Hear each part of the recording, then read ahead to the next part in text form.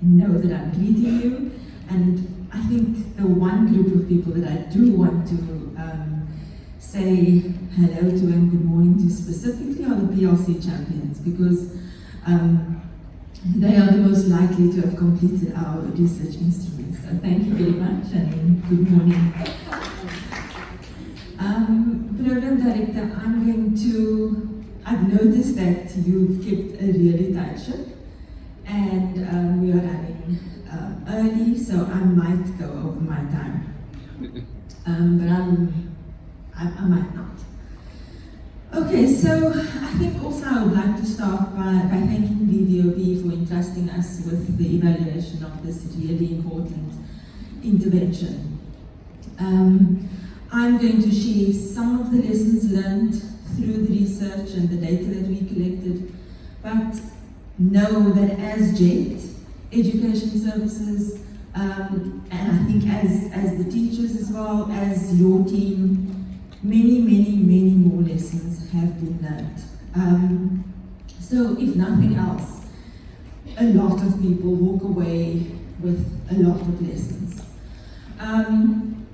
And I think certainly one of the lessons that I've learned as a researcher, and one that I continue to learn as I journey through my research career, is that in as much as the VVOB team were big, the KZN Department of Education team were big, that needed to bring this intervention to fruition, the evaluation team were big. And this doesn't even include everybody that we owe acknowledgement to. But this was the main team at JET that you can see on the screen. And I think let me also just say thank you to all of the beyond those that completed the survey, but to all of the schools that allowed us in, and all of the images would have been taken at a school where we collected data that you will see in this presentation. Okay, so I'll do a short introduction and background of the research. I think Henry, Vanessa, and the Director for Teacher Development have done an excellent job of explaining what the Blend Intervention Program were about. So the introduction that I'm going to do is related to the research specifically. I'll then speak about lessons learned in terms of online learning, learning through play for mathematics and professional learning communities, and speak a bit about the implications, or some of the implications that this has for how we move forward in strengthening CPD in KZN and in the country. So that's an image from one of the schools where we went to observe one of the district closeout sessions. I won't be specific about them, but if you, and one never knows if the school wants to be known or not, but if you do want to be known, I'm sorry if I'm not mentioning where you are. So I think let me start, because one of the other things I learned, and I learned a lot through the project, or through evaluating the intervention, is that it's really sometimes difficult for those who are participating to understand the difference between here's the intervention and here's a different organization doing an evaluation of that intervention and not evaluating what they are doing as an educator. And I think as JET we need to probably do some advocacy around that specifically. But I think if we just think about an evaluation of a recipe, for example, and this is something that a lot of us are familiar with, maybe not everybody, there's different kinds of evaluation, and these are the questions that we might ask about the recipe. So, is anyone hungry? A question about the blend intervention could have been, so do educators actually need CPD? If they do, is this the greatest priority for them? is this what they need most? What is there needed for that CPD intervention? Did we choose the right recipe? Did we do the correct intervention? Was it followed? Was it followed correctly? Is everyone full after it? Did it taste good?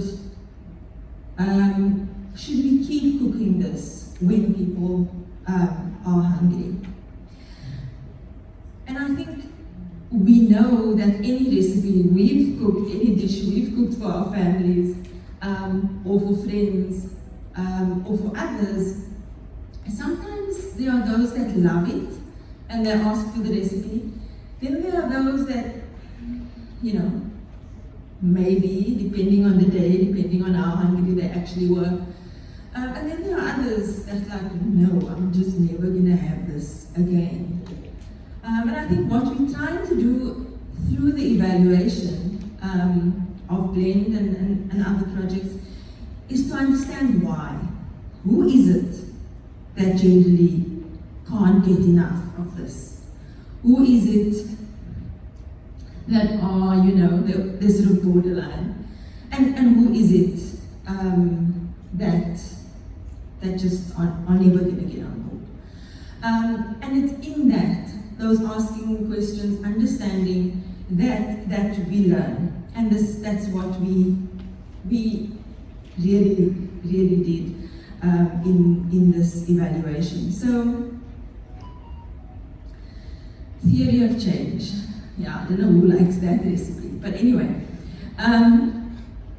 this is what we worked with, and just sort of basically from the left to the right, and I always have issues with my left and my right, it's working from activities to what did VVOB, Casme, and the KZN Education Department want to see at the end of this intervention. And so for us, looking at the documents, looking at everything, the main thing that they wanted to understand was how can they improve the quality of in-service professional development support to educators. And they did this through the Learning Through Play for Mathematics blended program.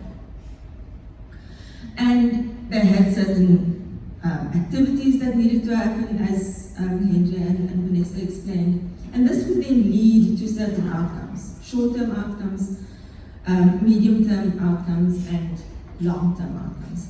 And so I'm going to be focusing on the medium and the long-term outcomes, and not all the lessons that we learned in relation to that, but some of them. Okay, and so the image I have, and you would have seen similar images in the videos that were shown, these were some of the posters that were created by teachers during the district closeout sessions. So, Henry, I think we need to speak about the numbers. But yeah, so this is what we received in November as JET Education Services and the evaluation team. And these figures are based on what we received in November and shows how many educators completed the online program, okay? Overall, we got a figure of 69%, 72% that were in the synchronous blended modality, and I'm sure you can go back to Hindre or Vanessa if you're not sure about what was asynchronous and synchronous or blended, and 66% in the asynchronous modality, or from the asynchronous cohort, and that's how we're referring to it in the evaluation reports. The figures in brackets, those are what we got from the midline survey. Now, during our evaluation, we used data or collected data or information at various points. We attended the orientation session, we did interviews with various individuals. We had a survey that we administered in August last year, another one in November, and another one at the beginning of the year in February. The August we are calling the baseline, the midline, and the endline survey in February that we administered. So we can see that those who chose to respond to the midline survey, more of those completed the online survey, or completed the online course than if we look at the average of those who registered. And of course that can impact on the results we had in the midline, but I think the point is, and that's the point that Henry made, was that almost 70% of those who registered for the online course completed. And I think this is significant, because this demonstrates that for those that registered, this content was important. They are interested in developing professionally. In the midline survey, there were 71% of the educators that did not complete. And this is some of the reasons that they cited for not completing the online course. Unstable internet connectivity, lack of time, challenges with logging onto the course after registration, and high data costs. And this triangulates a research done well with what Henry and Vanessa presented as well. A lot of the challenges are sort of environmental, related to being online and so blended learning modalities. And this is significant in South Africa, and of course in KZN as well. And one of the things that we didn't have as an option, of course, because it sort of started around hectically in October, September, October last year, was load shedding. It was a significant factor, because if you don't have sustainable connectivity, and especially when you're doing a test, and sort of just stop in between, midway, you can see how that can sort of demotivate you and throw you off.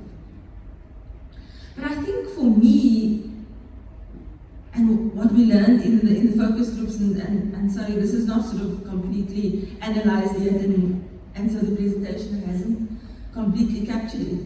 But in the focus groups that we did in February, it's that the educators that completed, they did not have these problems. They also complained about connectivity. They also said that the data costs were high. They weren't sure always, they weren't necessarily sure who sent them the data and how to convert it from airtime into data. They certainly didn't have a lot of time, because there were teachers, some of them with 50 learners in a class. One of the teachers said she would do the course after 10 at night when things were quiet. But they completed, and I think that's significant. And despite challenges, almost 70% of the educators registered completed the course. This is sort of a more close-up picture of the mini toolkits that teachers receive during the district closeout sessions. Okay, sorry, so the slide is not very playful, not really fun. But the data there are significant to the extent that it shows from endline, or from baseline to midline to endline, things changed. Even though after the baseline survey were completed, or in the report, in fact, we said, look, there could be some social desirability effects, and that means that people that answer surveys respond in a way that they think the person that's going to analyze the data wants them to respond. But be that as it may, there was movement, and so I don't think that it was entirely just saying what they thought we wanted to hear. Okay, so if we look at the first line, that's about confidence. You know, that the respondents expressed confidence in baseline already. But they were more likely in endline than in midline than in baseline to say that they were confident. So 13% of respondents strongly agreed that they were confident about teaching mathematics with play-based approaches. 34% in midline and 58% in midline. And although we haven't done all the statistical analysis yet, we think that is significant because the time that lagged from the midline to the end line was sort of November to February, November 2022 to February 2023. The respondents in the synchronous cohort were more likely than in the asynchronous cohort to strongly agree that they were confident, and this is in endline. And this is also important or significant for us as the evaluation team because this shows that in terms of modality there are differences in the outcomes. A greater proportion of respondents at rural schools, interestingly, and this is quite a big difference at endline, than in urban schools, indicated that the online course greatly enhanced their knowledge. Most educators said that the course greatly enhanced their knowledge. And this for me is also important, sort of the second last bullet. There was less of a difference between the level of concern about having enough time to meet the curriculum schedules from endline, from baseline actually, to midline to endline. So more educators were concerned in the baseline survey than in the endline survey. And while many other things could have happened in their lives, we tend to think that this intervention played a great part in them not feeling so concerned that learning through play would be more time consuming.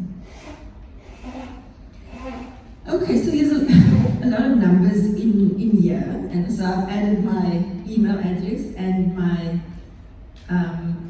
cell phone number in case you want to ask me something on WhatsApp. So what we asked in the midline was we asked educators to say which one of these things would make it easier for you to implement learning through play in your classroom. And in the midline, they could select as many as they wanted. And so we see that support from the principal will be great, but not as important as play-based resources, less learners in the class, and more space in the classroom.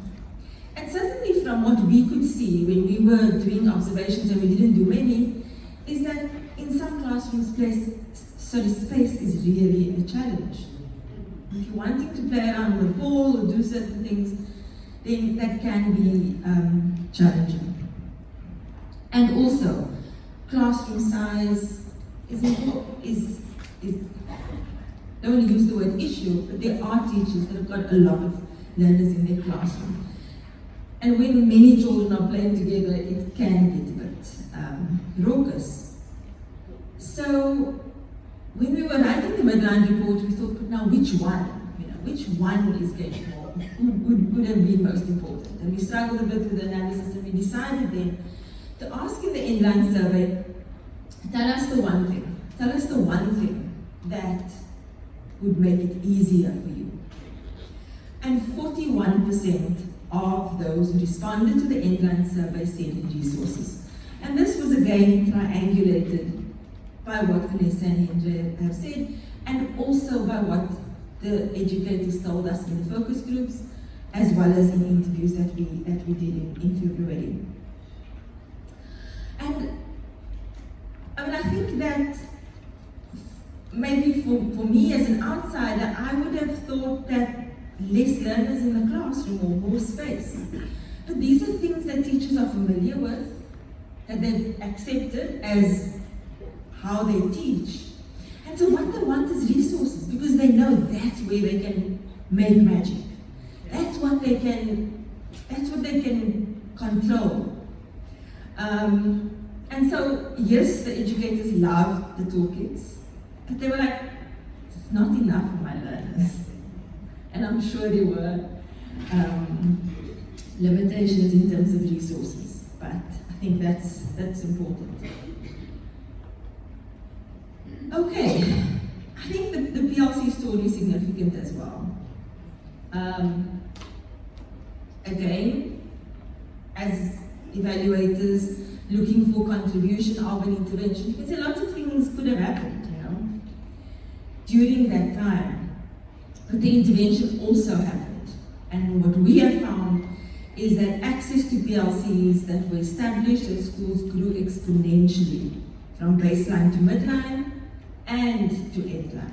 Okay. At baseline, 47% of the respondents indicated that there was a PLC at their school, 80% at midline, and 86% at endline. So again, not maybe a big jump from midline to endline, but again, that wasn't many. There weren't many months, 2 of them were school holidays, and yet there was an increase.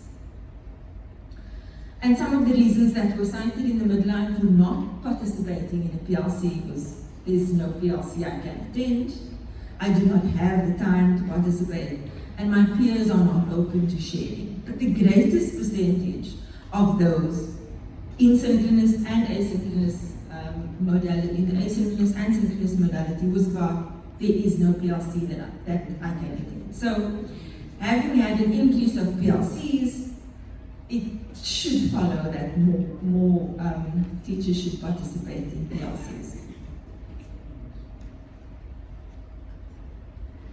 Okay, I mean, this was one of the schools where we did focus groups.